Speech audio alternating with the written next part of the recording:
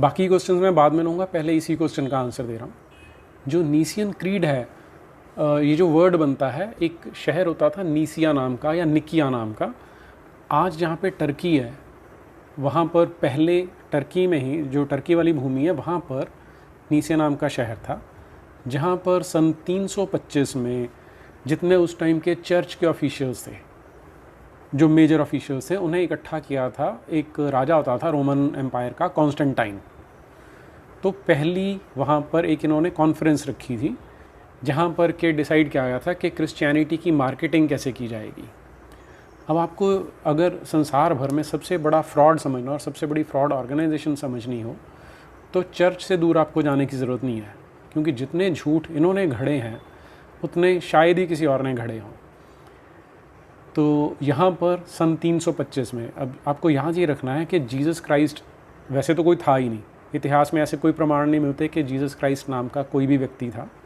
तो एनीवे उसे छोड़ते हैं। अब ये 325 में पहला जो मीटिंग, इनका इम्पॉर्टेंट मीटिंग जो रखा गया था, उसे कहते हैं फर्स्ट काउंसिल ऑफ नीसिया। वहाँ पर ये डिसाइड हुआ कि क्रिश्चियनिटी की मार्केटिंग किन किन पॉइंट्स के बेसिस पे की जाएगी।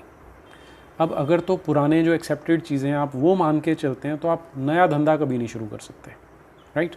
तो इसलिए इन्होंने बिल्कुल नई चीज़ें क्रिएट की हैं। 7 पॉइंट्स हैं इसके, जो ऑलमोस्ट हर क्रिश्चियन डिनोमिनेशन को मानने पड़ते हैं। जब कोई व्यक्ति क्रिश्चियन बनाया जाता है तो उसको ये 7 पॉइंट्स बनाए जाते हैं, उसको ये एक्सेप्ट करने हैं।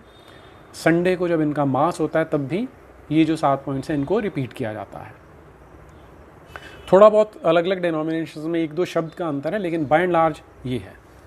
पहला है, लॉर्ड जीसस क्राइस्ट आज तक का गॉड का एक ही बेटा है। अब ये एक्सक्लूसिविटी का क्लेम है। अगर आप हमारे देश की बात करेंगे तो यहाँ पर जो वैदिक परंपरा है उसका मानना ये है कि हर व्यक्ति, अब शब्द देखिए, हम यहाँ पे व्यक्ति की बात करते हैं। कहा जाता है कि जो ब्रह्म है, जो परमात्मा है, उसने अपने आप को डिवाइड किया, भागों में बांटा, और वो व्यक्त हुए हैं, इसलिए हम उसे व्यक्ति कहते हैं। ये कॉन्सेप्ट बिल्कुल अलग है क्रिश्चियनिटी की कॉन्सेप्ट से, क्योंकि इसमें ये फिर तो आप ये मानेंगे कि हर कोई जो व्यक्ति है, वो महिला या पुरुष है, वो सारे के सारे उसी परमपिता परमेश्वर की संतान है, उसी ब्रह्म की संतान है, उसी ब्रह्म से उपजे हैं। और इसीलिए वो जो हमारे यहाँ एक शब्द यूज़ किया जाता है सच्चिदानंद, कि सच्चित आनंद स्वरूप है, सिर्फ हम उसको भूल चुके हैं। लेकिन यहाँ उससे एकदम रिवर्स है।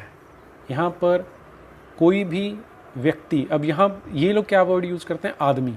आदमी आता है एडम से, कि जो आदम था उससे सब सारी संतान बने हैं। और इसलिए क्योंकि वो आदम और हव्वा ने, आदम और ईव ने वो गलती की थी, उन्होंने पाप किया था, तो सारे के सारे पापी हैं। तो गॉड का बेटा क्योंकि एक ही है, वो पापी नहीं होना चाहिए, इसलिए गॉड ने क्या किया, वो दूसरे पॉइंट में से निकल के आता है। जीसस की माँ जो मेरी थी या मरियम थी, वो कुंवारी थी और उसे होली घोस्ट ने गर्भवती किया था।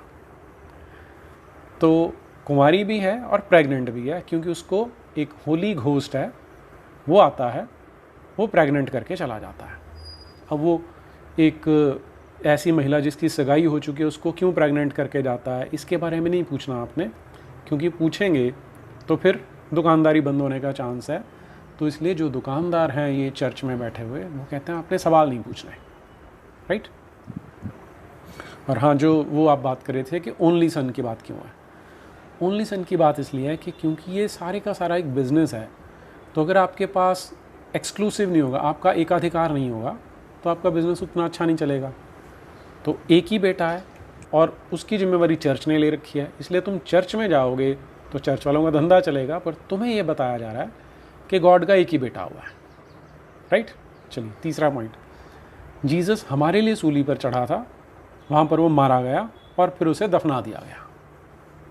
तो हमारे लिए क्यों चढ़ा, कि गॉड जिसको सारा कुछ पता है, बहुत दयावान है, बहुत इंटेलिजेंट है, सबसे इंटेलिजेंट है वो तो, क्योंकि उसे सब कुछ पता है। तो उसे ये नहीं पता था कि ये जिन संतानों को पैदा कर रहा है, जो उसने सृष्टि रची है, इसमें लोग पाप करेंगे। तो बाद में उसे लगा अच्छा पाप कर रहे हैं। अब आपको ये ध्यान रखना है, गॉड बाइबल का है, ये हिंदुस्तान का गॉड नहीं है। तो उसने सोचा यार इनको बचाऊं कैसे। फिर उसने एक नई टेक्निक, एकदम नया फॉर्मूला चुना कि एक सगाई हो चुकी महिला के पास जाता है, उसको प्रेग्नेंट कर देता है, ठीक है। फिर उससे जो बच्चा पैदा होता है उसको सूली पे लटका देता है। फिर इतना तो मानना ही आपको, इसके अलावा आपको ये भी मानना है कि वहाँ पे वो मारा गया। अब लटकाया तो मारा जाएगा, फिर उसको दफना दिया गया। ओके, चौथे पॉइंट पे आइए। इसके 3 दिन बाद वो उठ खड़ा हुआ, जिसे रेजरेक्शन कहा जाता है, और फिर वो हेवन में चला गया। अब ये इतना अजीबोगरीब रास्ता क्यों अपनाया, इस पर आपको क्वेश्चन नहीं करना, आपको ये मान के चलना है। अब यहाँ तक की कहानी क्या है कि सन ऑफ गॉड है, गॉड का बेटा है। अब ये SON सन को आप SUN बना दीजिए, सन ऑफ गॉड। कि जो सूर्य देव हैं वो जब हर रोज़ सूर्य उदय होता है तो 21 जून से लेके 21 दिसंबर तक जो दिन है वो छोटे होते जाते हैं। 22 दिसंबर को सबसे छोटा दिन आता है, तो 22, 23, 24 3 दिन है जो सबसे छोटे रहते हैं, क्योंकि ऐसा लगता है कि सूर्य एक ही जगह से उदय हो रहे हैं। फिर 25 दिसंबर को जहाँ से सूर्य उदय होता है वो थोड़ा सा शिफ्ट कर जाता है पूर्व की दिशा में, ईस्ट की डायरेक्शन में 1 डिग्री शिफ्ट हो जाता है। तो अब दिन बड़े होने शुरू हो जाते हैं। तो पुराने समय में ये कहानियों के थ्रू बताया जाता था कि सूर्य अंधेरे और उजाले की लड़ाई हो रही है। तो ये जो 6 महीने हैं जून से लेकर दिसंबर तक के, इनमें सूर्य धीरे धीरे हार रहा है और उसके बाद उसमें सूर्य धीरे धीरे जीतना शुरू हो जाता है। अब ये जो 3 दिन है इसमें बोल दिया कि वो रेजरेक्शन हो गया 3 दिन के बाद, कि वो वापस जीवित हो गया। जैसे हमारे यहाँ अभी भी जो कहानियाँ प्रचलन में आप देखिए कि चंद्रमा की कहानी है कि उसकी 27 पत्नियाँ हैं जिनके पास वो एक दिन के लिए जाता है या एक रात के लिए जाता है। तो जो चंद्रमा है वो धरती के चारों ओर जो चक्कर लगाता है वो 27-28 दिन का चक्कर है, और वहाँ पर क्योंकि 27 नक्षत्र हैं तो उन्हें उनकी पत्नी बोल दिया। अब इसका अर्थ ये नहीं कि आप सच में ऐसा मानेंगे कि 2000 साल पहले चंद्रमा का जन्म हुआ था। ये सारा फ्रॉड यहाँ पर चर्च के द्वारा किया जाता है। चलिए जी, 5वां पॉइंट, जीसस हेवन में गॉड के दाएं हाथ बैठता है। तो वहाँ पर एक उन्होंने दरबार लगा रखा है, गॉड भी बैठा है और जीसस क्राइस्ट भी बैठा है। जीसस क्राइस्ट उनकी जो सिंहासन है उसके राइट साइड पे है। अब ये यहाँ पर जो सिंहासन लगा है, जो दरबार लगा, उसमें हो क्या रहा है वो ये कभी इजीली नहीं बताया जाता। हो सकता है वहाँ पर ये जो इनके फरिश्ते हैं, एंजल्स हैं, उनका कोई डांस चलता हो जैसे सब लोग देखते हैं, लेकिन जीसस क्राइस्ट दाएं हाथ बैठते हैं। पहले वो सीट खाली नहीं होगी, अब वो बैठते हैं। एनीवे, हमें उस दिन की प्रतीक्षा है जब मुर्दे उठ खड़े होंगे। जजमेंट डे आएगा जिस दिन सारे मुर्दे अपनी कब्रों में से उठ के बाहर आ जाएंगे। तो ये आपको बताता है कि ऐसी जगह पे ये फ्रॉड बनाया गया था जहाँ पर लोगों को दफनाया जा रहा था। अब हमारे देश में तो हज़ारों लाखों साल से लोगों को जलाया जा रहा है, तो उनके पास तो शरीर है नहीं, तो इसलिए वो खड़े नहीं हो सकते। तो ये जजमेंट डे कैसे आएगा?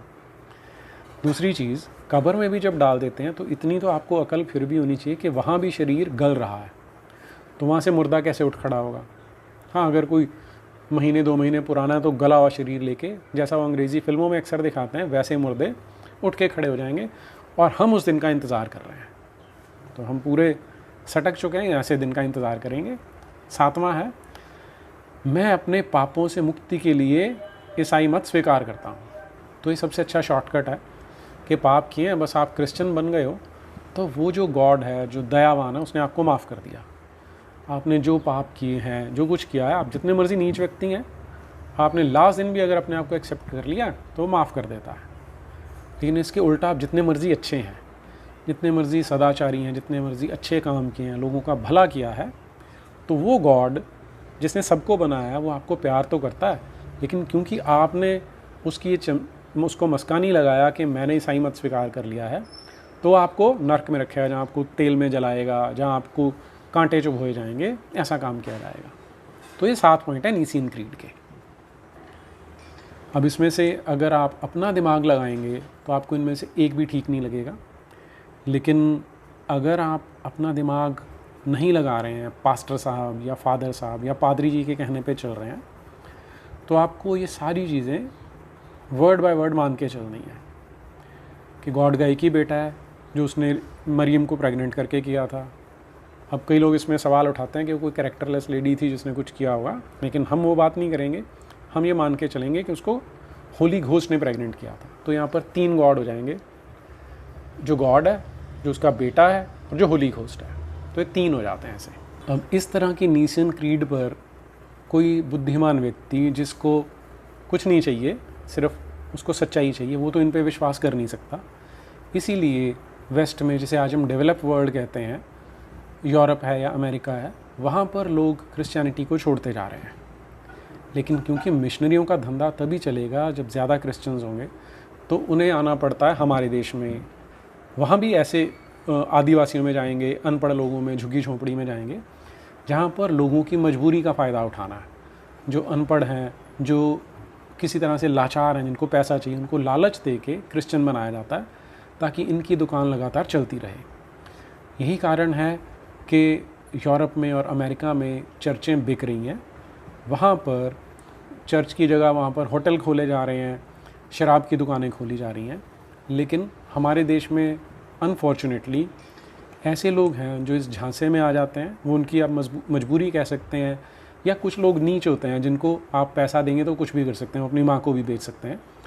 तो इसलिए यहाँ पर कन्वर्शन हो रहा है और ये हमारे देश के लिए बहुत रिस्की है।